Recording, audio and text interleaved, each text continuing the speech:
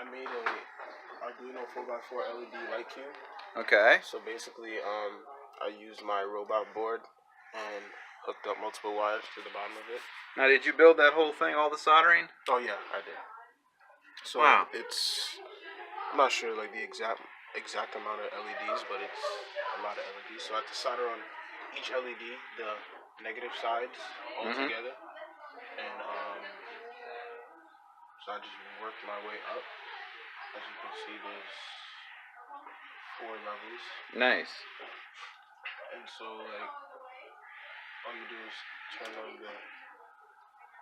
Oh wow! Here, let's turn this light off. Yeah.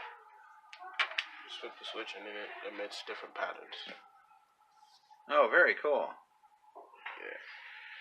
Oh, that works perfectly. Mhm. Nice choice. Cool colors. Thank you. All right. Thank you so much. Good job.